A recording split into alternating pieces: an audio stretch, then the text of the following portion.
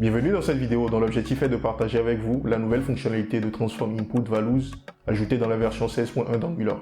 Cette fonctionnalité permet de procéder à une transformation automatique de la valeur d'un input avant son utilisation par un composant.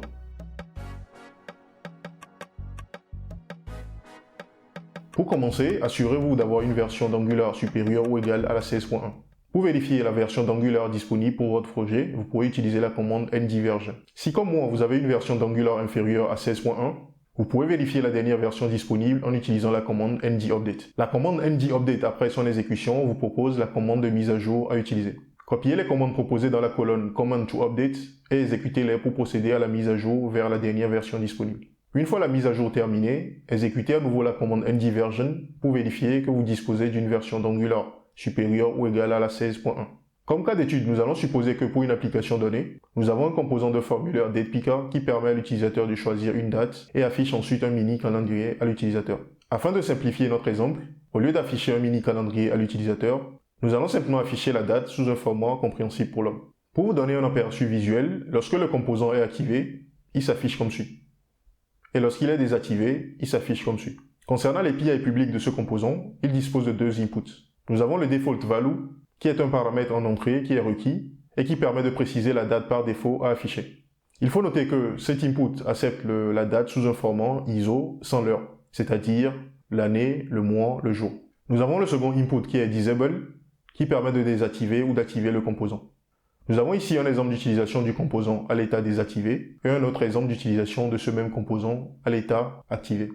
Nous avons ici dans notre éditeur deux fichiers, le premier représentant un composant qui utilise le composant DatePicker et nous avons le second fichier représentant notre composant DatePicker lui-même.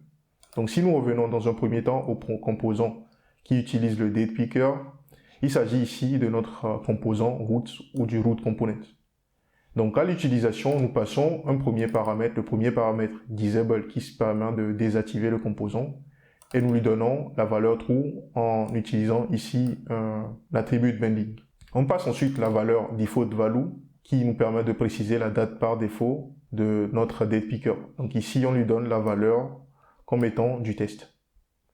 Si nous retournons maintenant à notre composant lui-même, donc il s'agit ici d'un standalone component. Donc le composant procède juste ici à l'affichage de la date qui lui est passée en paramètre en procédant ici à un formatage en utilisant le datepipe. Donc si nous regardons ici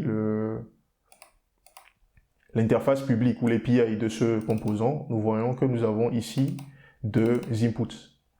Le premier représentant le default value, qui est la valeur par défaut, qui est passée actuellement ici en tant que chaîne de caractères.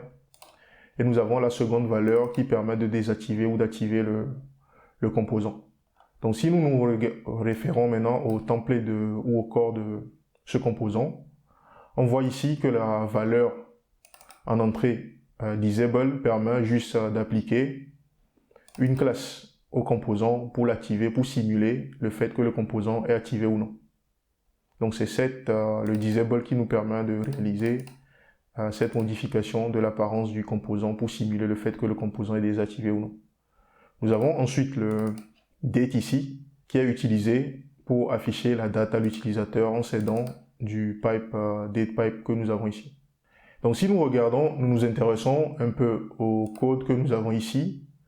On voit qu'on s'aide d'un setter ici. Lorsque la valeur est passée à l'extérieur à notre composant passant par cet input, cette fonction sera appelée, ce setter ici sera appelé pour procéder à une conversion de cette valeur avant son utilisation par le composant. Donc ici, nous avons une autre propriété qui est interne à ce composant ici, qui est des dates, donc il s'agit de cette propriété. Donc lorsqu'on reçoit la valeur passée à l'extérieur par l'utilisateur en tant que chaîne de caractères, on procède à une conversion de cette valeur en s'aidant de cette fonction toDate que nous avons là. Donc il s'agit de cette fonction qui procède à une vérification de la date pour vérifier que nous respectons le format année, mois, jour. Si ce n'est pas le cas, on lève une exception. Sinon, on procède à la création d'une date. On retourne une date qui sera affectée à à la propriété date que nous avons définie ici. Donc il s'agit de cette propriété qui est définie là.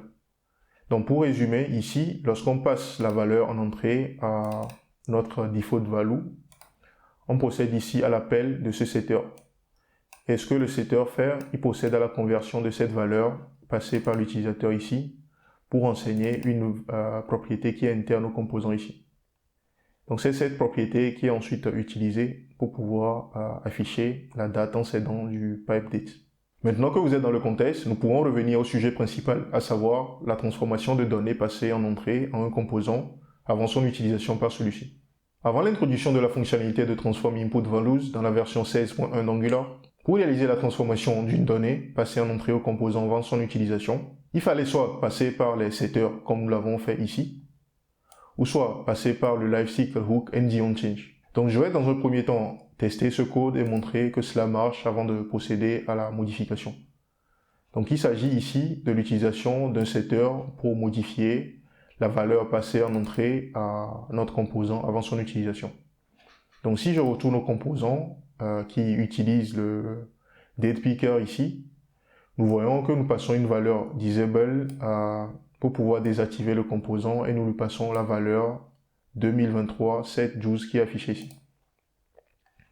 Donc nous pouvons modifier cette valeur ici. Donc d'abord je mets la valeur ici à false pour activer le composant et je modifie par exemple la date ici pour lui donner la valeur 2024-02-12.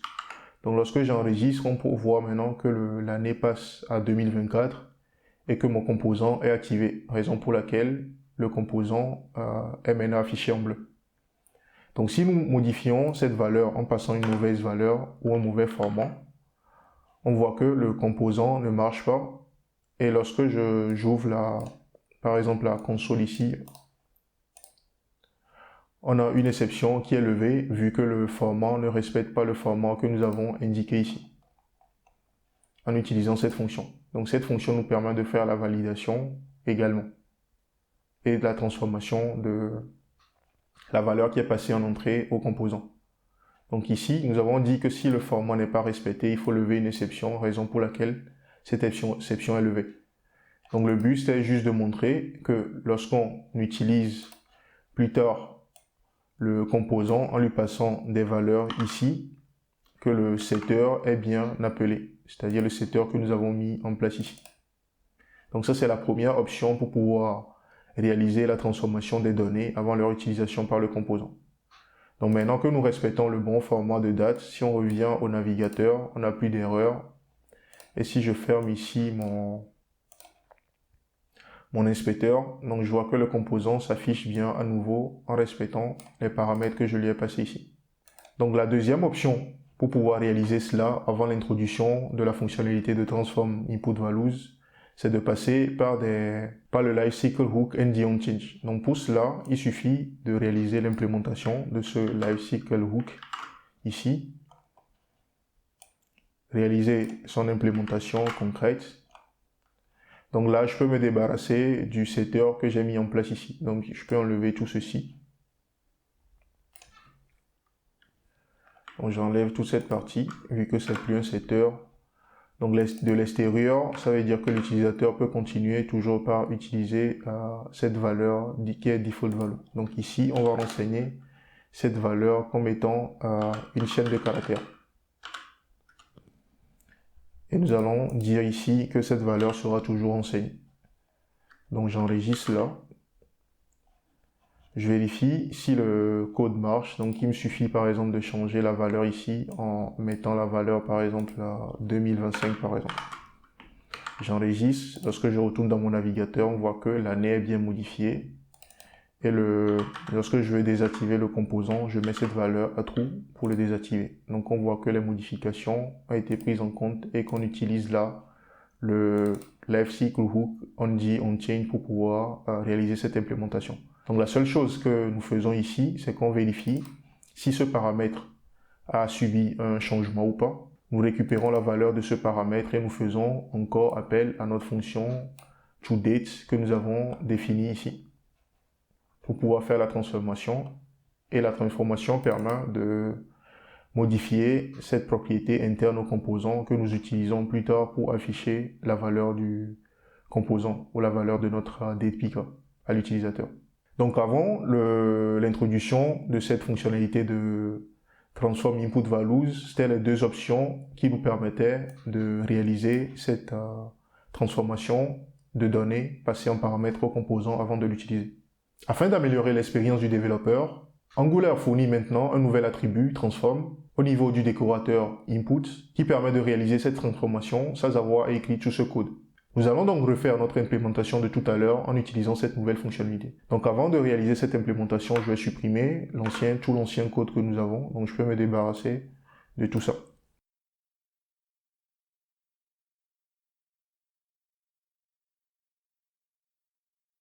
Donc nous avons dit qu'il existe maintenant une nouvelle propriété qui a été rajoutée au niveau du décorateur Input pour pouvoir réaliser cela. Donc il nous suffit maintenant, à partir de la version 16.1 de Angular, d'utiliser la nouvelle propriété Transform qui prend en paramètre une fonction qui sera utilisée pour réaliser la transformation de la donnée avant son utilisation par notre composant.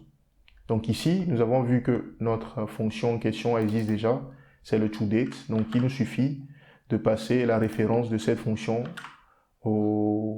à la propriété Transform ici. Donc j'enregistre là, je retourne dans mon navigateur. Là, la fonctionnalité ne marche pas. Donc du coup, je vérifie pourquoi. Je peux ouvrir déjà l'inspecteur pour voir ici si j'ai une erreur ou pas. Donc j'ai pas d'erreur dans la console, donc ça veut dire que le problème se trouve ailleurs. Donc si nous retournons dans notre composant ici et qu'on vérifie la valeur qui est passée au composant, on voit ici que tout est bon, que la valeur est bien passée ici au composant. Donc si je reviens là, la seule chose qui nous reste à faire ici, et la raison pour laquelle le composant ne fonctionne pas, c'est parce qu'on continue par utiliser la valeur des dates ici, alors que cette valeur n'est plus renseignée. Donc du coup, je peux supprimer cette valeur. Donc à la place, j'utilise directement la valeur du default value ici. Donc j'enregistre là. Je retourne dans mon navigateur et je vois que mon composant fonctionne de nouveau en utilisant juste ce paramètre que j'ai ajouté à mon décorateur input. Donc cela veut dire que si je modifie maintenant la valeur ici, supposons que je mette ici 2024, que j'enregistre et que je retourne dans mon navigateur, je vois que la fonctionnalité le composant continue par marcher normalement en utilisant cette nouvelle fonctionnalité.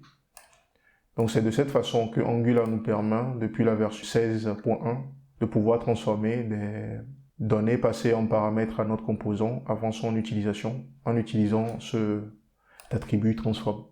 Une chose importante à noter ici, c'est que par défaut, au niveau d'Angular, lorsqu'on passe une valeur en entrée à un composant sans utiliser le data binding, c'est-à-dire les doubles crochets comme nous l'avons fait pour le cas du disable, la valeur qui est passée ici est automatiquement considérée comme une chaîne de caractères. Raison pour laquelle, lors de la définition de notre fonction toDate ici, on suppose que la valeur passée en paramètre ici est une chaîne de caractères. Donc si ce n'était pas le cas, donc on allait passer par le data binding pour pouvoir réaliser ce passage de valeur, par exemple, lorsque la valeur est un booléen, un nombre, etc. Dans notre quotidien, il est courant de réaliser des transformations vers du booléen ou vers du number. Et pour cela, Angular a par défaut ajouté deux fonctions de transformation, à savoir boolean attribute et number attribute, qui permettent respectivement de procéder à la conversion des paramètres passés à un composant vers du booléen et vers un nombre. Donc Angular nous fournit ici par défaut deux propriétés et deux fonctions qui sont boolean attribute qui s'écrit comme ça. Et nous avons également number attribute qui s'écrit de cette façon. Donc qui nous permet de réaliser également des transformations. Avant de terminer cette partie, nous allons découvrir un cas d'utilisation de la fonction boolean attribute qui pourrait vous être utile. Supposons que nous voulions modifier notre composant de sorte à pouvoir l'activer ou à le désactiver en l'utilisant comme un élément de formulaire classique. C'est-à-dire que, à l'utilisation, supposons que, au lieu d'utiliser le composant comme c'est ici, que nous voulons permettre d'utiliser ce composant de cette façon. Supposons que nous souhaitons utiliser le composant, au lieu de l'utiliser comme ça, que nous souhaitons l'utiliser comme un composant un élément de formulaire classique, c'est-à-dire que nous voulons simplement faire ceci. De la même façon qu'on pourrait désactiver un composant d'input que nous souhaitons utiliser ce composant de cette façon. C'est-à-dire que si cet attribut est présent, cela veut dire que le composant est désactivé. Et si on le met comme ça, ça veut dire que le composant est actif. Donc pour réaliser cela, on peut s'aider de la fonction boolean attribute pour réaliser cela. Donc ici, nous allons procéder à cette réalisation, à cette implémentation en nous aidant du transform. Donc ici, il me suffit au niveau du disable ici pour réaliser cela, d'ajouter ici le paramètre transform ou l'attribut transform et de lui donner comme valeur le boolean attribute. Donc l'interprétation que Angular fera derrière, c'est que lorsque cette propriété sera présente, sa valeur sera considérée comme étant égale à true.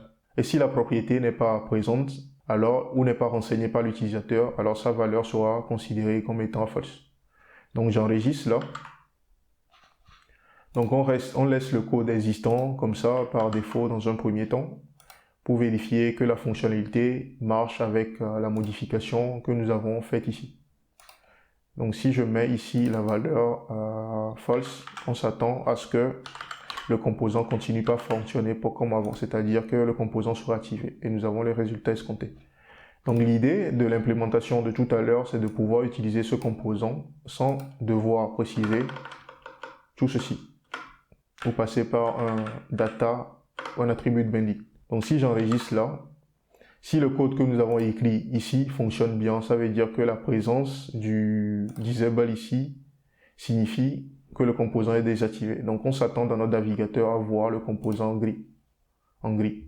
Donc on a le résultat escompté. Et si nous enlevons maintenant cet attribut qu'on enregistre, qu'on retourne dans notre navigateur, on voit que le composant est maintenant actif ou activé. Donc c'est de cette façon qu'on peut utiliser le boolean attribute pour pouvoir transformer des données de sorte à pouvoir les utiliser de cette façon. C'est-à-dire la présence de l'attribut implique que l'attribut a une valeur true et l'absence indique que l'attribut n'est pas là. C'est-à-dire dans notre cas que le composant est actif. Donc voilà pour ce que j'avais à partager avec vous pour cette vidéo. N'hésitez pas à la liker si elle vous a permis d'apprendre quelque chose de nouveau. N'hésitez pas aussi à souscrire à la chaîne pour d'autres vidéos à venir. D'ici là, portez-vous bien.